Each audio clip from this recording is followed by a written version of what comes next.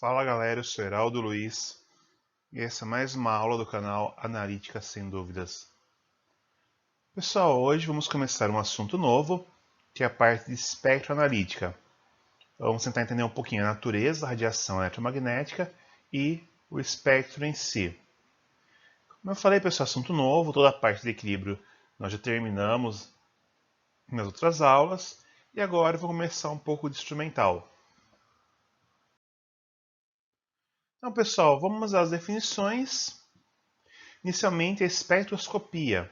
A espectroscopia é o estudo da interação da radiação eletromagnética ou da luz com a matéria, ou seja, o que acontece com a matéria quando ela entra em contato com uma radiação eletromagnética. Já espectrometria é o emprego dessa interação luz-matéria para fazer análise de determinações. Tudo bem, pessoal? E, por fim, a área que eu sou especialista, que é a espectroanalítica, que é o ramo da química analítica, que usa a espectrometria em seus estudos. Pode ser para obter resultados ou então para desenvolver novas técnicas analíticas, que também é chamado de métodos ópticos de análise, ou seja, são métodos que vão envolver interação luz-matéria para obter uma resposta. Tudo bem, gente? Então, pessoal, como nós vamos definir a radiação eletromagnética? Como vamos definir a luz? Nós vamos definir a luz como um campo eletromagnético se movendo em um eixo em um movimento ondulatório, dessa forma como está apresentada na figura. Então, toda a radiação eletromagnética tem esse comportamento, ela é dividida em duas componentes, a componente elétrica e a componente magnética, que é perpendicular à elétrica. Observem que quando a componente elétrica é máxima, a magnética também é máxima. Quando a componente elétrica é mínima, a magnética também é mínima. E quando a elétrica é zero, a magnética também é zero. Tudo bem, pessoal? Então, é dessa forma que nós vamos tratar basicamente a luz, uma onda eletromagnética. Tudo bem? Por ser uma onda, a radiação eletromagnética tem esse comportamento senoidal, ou seja, oscilatório. Dois parâmetros são muito importantes, entre vários podem ser determinados para a radiação eletromagnética.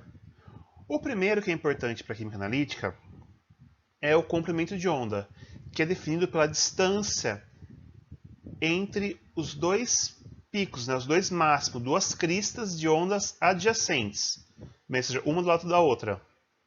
Por ser um comprimento, a unidade de medida é metro. Em espectroanalítica, nós usamos muito o nanômetro, que é um submúltiplo do metro. Além do comprimento de onda, outro fenômeno que é importante é um fenômeno de quantos ciclos, ou seja, quantas vezes uma onda ela inicia do zero, chega no mínimo, atinge o máximo e retorna ao zero. Ou seja, quantos ciclos ela faz por unidade de tempo. Nós chamamos isso de frequência. Normalmente ela é dada em segundo a menos 1, ou ciclos por segundo, ou também por hertz. E é normalmente representado pela letra grega Ni minúsculo. Tudo bem, pessoal? Então, esses são os dois componentes principais que nós devemos conhecer de uma onda. Lambda minúsculo, comprimento de onda. Frequência, Ni minúsculo.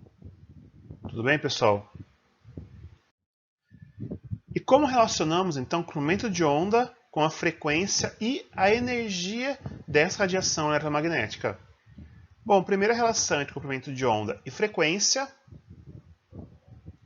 A frequência ela é numericamente igual à velocidade da luz no vácuo dividido pelo comprimento de onda. Bem, lembrando que a velocidade da luz do vácuo é uma constante do valor de 3 vezes 10 oitava metros por segundo. O que quer dizer que quanto maior o comprimento de onda, menor a frequência. Quanto menor o comprimento de onda, maior a frequência dessa radiação eletromagnética.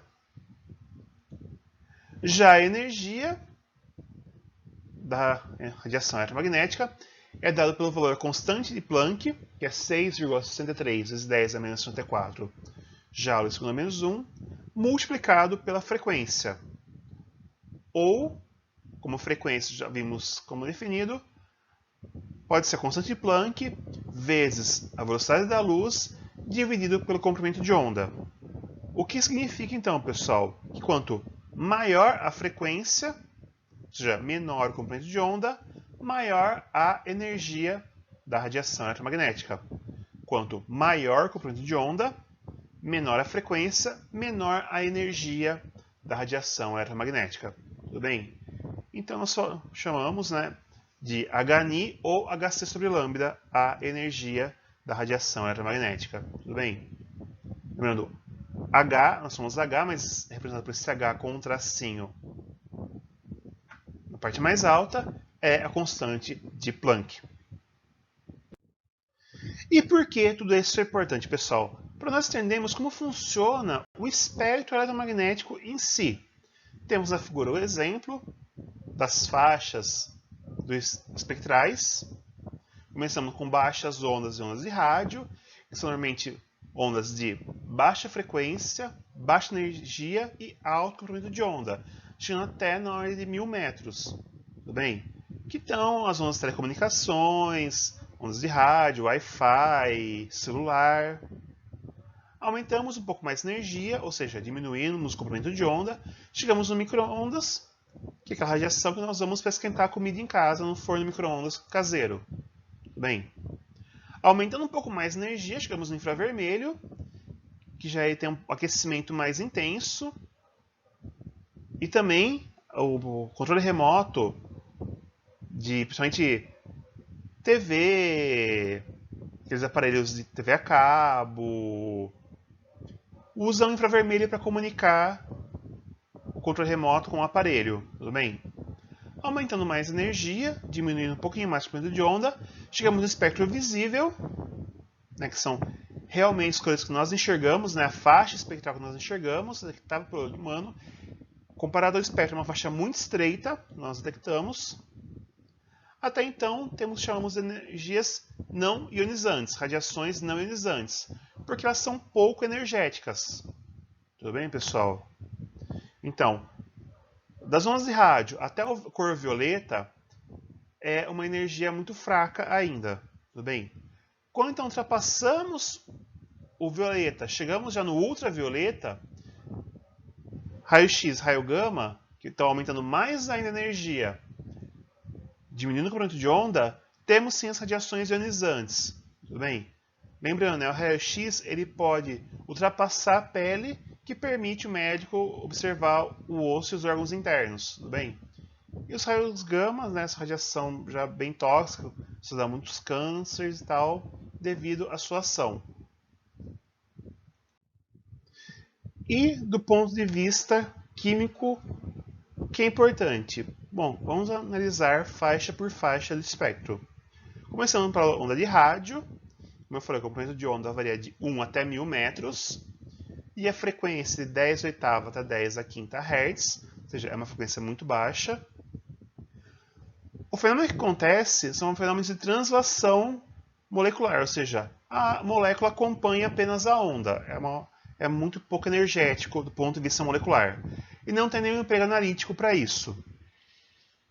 Quando aumentamos um pouco a energia, ou seja, diminuímos o comprimento de onda, chegamos às microondas, que varia de 0,1 até 100 centímetros de comprimento de onda, ou de 10 a 11ª até 10 oitava Hz de frequência, nós temos fenômenos de rotação molecular, ou seja, as moléculas começam a se rotacionar em um de seus eixos. Não existe nenhuma análise diretamente empregando microondas, só que ela é muito importante para aquecimento na parte de preparo de amostra. Bem, quando formos falar de preparo de amostra, em futuros módulos, eu pretendo mostrar um pouco o que acontece, o que a química analítica usa o microondas. Aumentando mais a energia, chegamos no infravermelho, comprimento de onda de 0,75 até 1000 micrômetros, ou a frequência de 4 vezes 10, 14 até 10 a 11ª Hz, nós temos fenômenos de vibração molecular. Tudo bem? Ou seja, enquanto o micro-ondas força a molécula a rodar num eixo, o infravermelho começa a fazer as ligações moleculares se aproximarem e se afastarem. Bem, os empregos analíticos, né, é o infravermelho com transformado em Fourier, o FTIR. O infravermelho próximo, né, o que chamamos de NIR, né, de Near Infrared, ou seja, infravermelho próximo. E também a espectrometria Raman também trabalha na faixa do infravermelho. Bem, são as principais técnicas analíticas que empregam infravermelho. Aumentando mais um pouco a energia, chegamos no espectro visível de 400 a 750 nanômetros de comprimento de onda, ou frequência de 7,5 vezes 10 14 até 4 vezes 10 14 Hz. Bem, e o ultravioleta, que varia de 10 a 400 nanômetros, ou de 10 a 16 até 7,5 vezes 10 14 Hz. Nessas duas faixas, os fenômenos que acontecem são transições eletrônicas distantes do núcleo, tanto para átomos quanto para moléculas, enquanto o infravermelho é apenas na ligação, já o ultravioleta e o visível começam a mexer nos elétrons mais afastados do núcleo. Os empregos, né, é a faixa espectral que tem maior emprego na química analítica. Temos a própria espectroscopia UV-Vis, a fluorescência molecular, que junto com o infravermelho que eu mostrei, no FTIR, o NIR e o Raman, nós chamamos de espectrometria molecular, ou seja, são fenômenos que ocorrem em moléculas. Também ocorre a absorção atômica, a emissão atômica e a fluorescência atômica, que entra na parte agora de espectrometria ou espectroanalítica atômica. Tudo bem? Então, sempre trabalhando com elétrons distantes do núcleo, tanto para átomos quanto para moléculas. Tudo bem?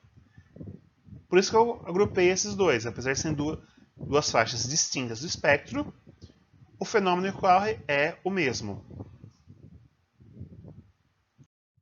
Aumentando mais energia ainda, chegamos enfim ao raio-x, e tem comprimento de onda variando de 0,1 até 100 angstroms, ou frequência de 10 a 20 até 10 a 16 Hz.